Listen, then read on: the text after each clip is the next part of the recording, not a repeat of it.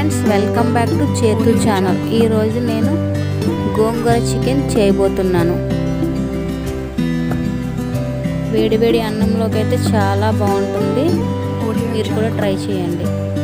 ముందుగా ఒక ప్యాన్ తీసుకొని ఆయిల్ అయితే ఎక్కువ పడుతుంది, ఒక 5-6 టేబుల్ స్పూన్స్ ఎక్కువ పడుతుంది. దాల్చిన చెక్క,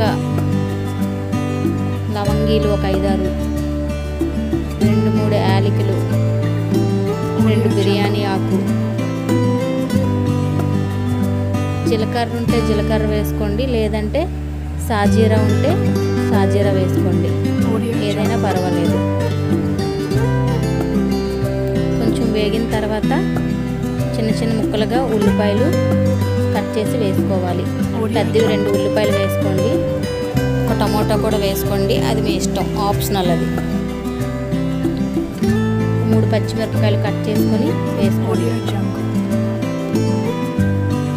మేమైతే 1/2 కేజీ చికెన్ తీసుకున్నాము.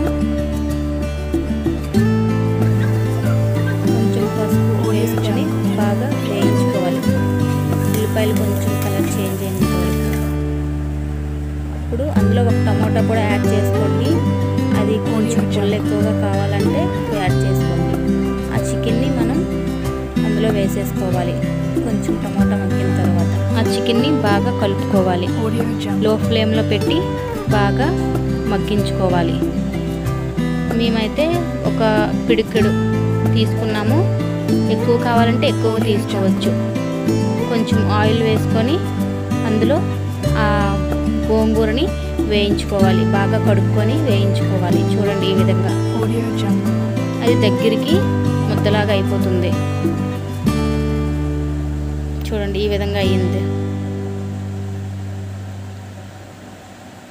మిక్సీ కావాలంటే మిక్సీ వేసుకోండి, లేదంటే అలాగే చికెన్లో వేసేసుకోవచ్చు. మేమైతే మిక్సీ చేసుకున్నాము. చూడండి, ఈ విధంగా మిక్సీ చేసుకుని వేసుకోవాలి ముద్దలాగా. కొంచెం మగ్గిన తర్వాత ఆ చికెన్లో కొంచెం తగినంత సాల్టు, తగినంత కారం, 2-3 స్పూన్ల కారం అయితే వేసుకోవాలి. పులుపు ఉంటుంది కదా.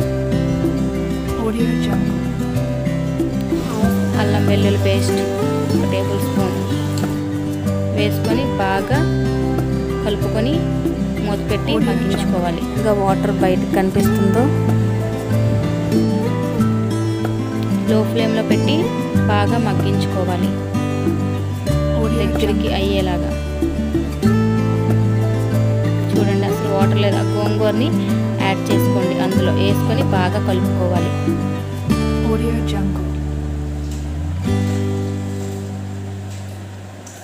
వాటర్ కావాలంటే వాటర్ యాడ్ చేసుకోవచ్చు, లేదంటే దగ్గరికి బాగా మగ్గిపోనివ్వాలి.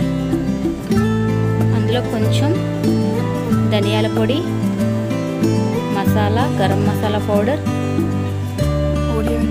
కొంచెం మసూరి మెంతి అంటారు కదా, అదే మార్వడి మెంతి యాడ్ చేసుకుని బాగా కలుపుకోవాలి.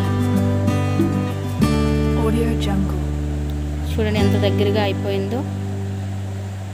ఇంతవరకు మన ఛానల్ని సబ్స్క్రైబ్ చేసుకోలేని వాళ్ళు సబ్స్క్రైబ్ చేసుకోండి. కొంచెం కొత్తిమీర యాడ్ చేసుకొని దించేసుకోవాలి. చూడండి ఎంత మెత్తగా అయిపోయిందో. చేయండి, గోంగూర చికెన్ ఎలా వచ్చిందో కామెంట్ సెక్షన్లో కామెంట్ చేయండి. వేడివేడి అన్నంలోకైనా చపాతీలోకైనా చాలా బాగుంటుంది. తినడానికి కూడా చాలా టేస్టీగా ఉంటుంది. Thank you for watching friends.